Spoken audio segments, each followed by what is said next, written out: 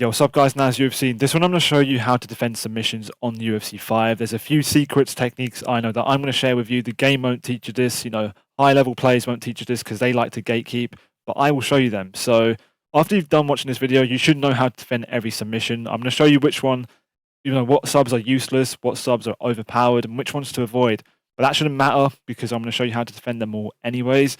But you should prioritize avoiding certain submissions over others, because some are hard to break out of. The arm triangle is the hardest one, and I'm going to show you guys a few things you could do to defend it. So I'm Conor McGregor, my stamina bar will be on the left, and so will my transition options. It should be below the controller you see on the screen. So Taporia's got me in the arm triangle, super sticky situation. He's got a good arm triangle as well. So usually when you both have max stamina like this, your opponent might go for a fake. You can always race a fake. Just know that. Doesn't matter what direction you go in the arm triangle, you can always race the fake and you should get out. But guys, there's one slight issue with the arm triangle. If your opponent goes for a real submission and you race it thinking it's a fake, you will get subbed. That's just the rule with the game.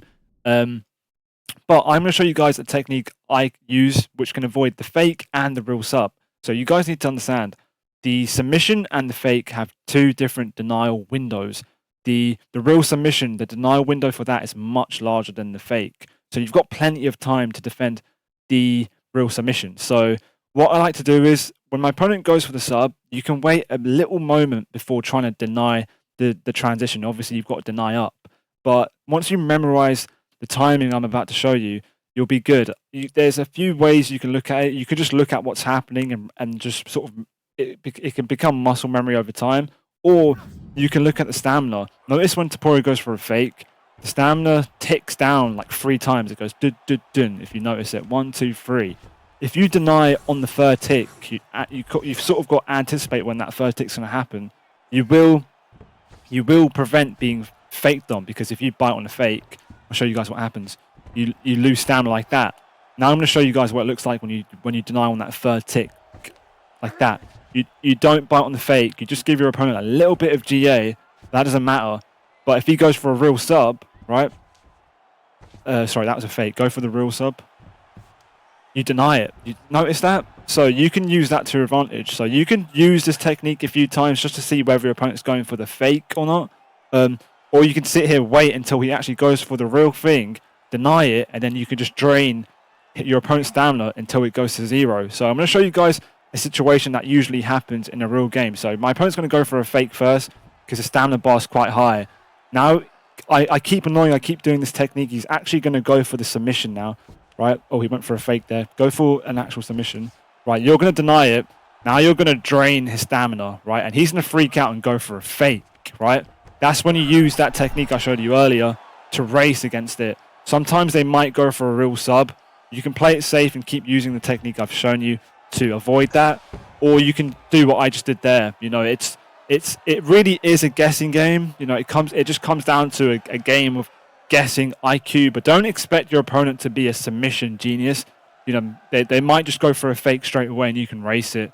But if you're playing someone that's quite good, then you have to try play the game, guys. Be smarter and make good decisions. All right, the next position, guys, will be the dash choke. It's one of the most useless submissions in the game at the moment. I don't know if EA will ever change it. You shouldn't be getting subbed by this, guys. It's so crap, And one thing I do, guys, make sure you're not holding down the right trigger. I know a lot of you guys have that habit. Hold it down after you see them go for it. That's because you want to be able to see your transition options here, right? And when you're put in the sub, always keep your eye on that side saddle option, because when your opponent fakes, you'll see that it turns into knee on belly. That will be your cue to transition towards that direction straight away, which is in the right in this situation. If he was on the other side saddle will be to the left, and it will be turning into knee on belly. So, right, so he's going to go ahead and fake, right? I'm going to show you guys that as soon as you see it pop up and you go for it, you will get out. The reason this submission is useless, guys, is if he goes for a real submission and you go for that knee on belly transition, you will get out. Unlike the arm triangle, where if you move when he goes for a real sub, you will get subbed. But this one's just crap. So I don't know whether it's an issue with the game or not, but at the moment, this submission is useless. So you shouldn't be getting subbed by this at all. Another thing I want to mention about the dash choke, guys, sometimes your opponent will go down towards back flat. it's becoming more and more popular that because the submission is useless. So a lot of players are starting to go down towards back flat, which is a really overpowered position, and you should try and avoid it as much as you can. So one thing I like to do, guys, is notice the side saddle option to the right here. When he goes for that back flat, right, the knee on belly option doesn't pop up. He's going to do it again, doesn't show up. All right, in a second, Keen is going to go for the actual sub. And a technique I like to do, guys, is I won't deny, I will go towards side saddle because you have to be fast to break out of it, by the way, guys. And if I don't see the knee on belly options, you can quickly react and sort of tilt your right stick down. Notice the controller. So you're moving right towards side saddle. You're going, fuck, I don't see knee on belly. That must mean he's going down, right? Really quickly, you've got to think that. And then you tilt your right stick from right to down.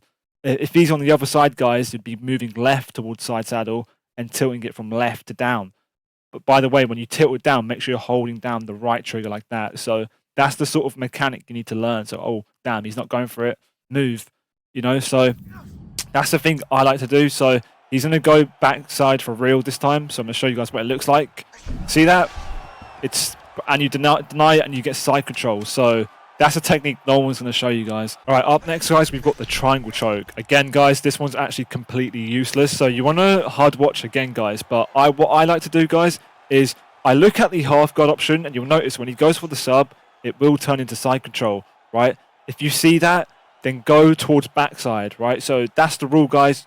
You see side control, you move towards backside every single time, right? Because if you go half guard, you will get subbed. But if you go backside, you will get out. So that is the correct direction to go, guys, to race it. So he's going to go for an actual sub. I see side control, I move. And don't panic about this animation. You will still get out, and you'll get backside just like that. All right, I'm going to show you guys another technique in the triangle choke. So notice when he goes down towards mount, right? You won't see the side control option pop up on the left. He also has an armbar transition down there too. So you want to try avoid that as much as you can. Use the technique I've shown you before in the dash choke. So what you want to do is you want to transition towards backside, and if you don't see the side control option pop up, that means he's going down. So tilt it, tilt your right stick down like this. I'll show you guys again. So you're going towards backside, right? You don't see side control. You go fuck, bang, just like that, bang, right? Super, super effective pro technique. I can't lie. And another thing, guys, another point. Don't HUD watch this like. Don't look at this and be like, okay, do I see half guard? Okay, that means he's going down. Do I see side control? Okay, that means he's going right. Don't make that decision thinking. Move backside no matter what. As soon as you see his legs move or whatever, go backside. That should be your priority. Because if you take too much time making those decisions, then you might get caught by the actual sub because you were wasting too much time thinking about it. So, don't overthink the situation too much. So I'm going to show you guys what the technique looks like. So I'm going to go towards backside. I'm going to realize, fuck, he's actually going down.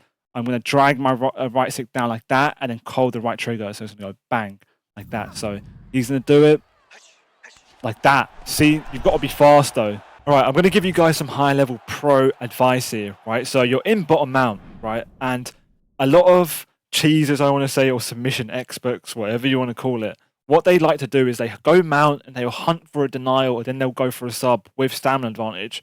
And you need to, try avoid that as much as you can, right? You need to ask yourself, is it really necessary for me to transition here, right? So a few pointers you can look at, right? First, number one, you can look at the time, right? Is there only 30 seconds left, right? Number two is, am I winning the round, right? Do I have to transition? Does it matter? Number three is my head health low? Do I have low head health? Can he finish me with ground and pound? And number four is, am I losing the fight in general? Do I desperately need to escape? If you don't have to try break out of mount, then don't, because a lot of people will fish for denials here. But don't transition unless you don't have to.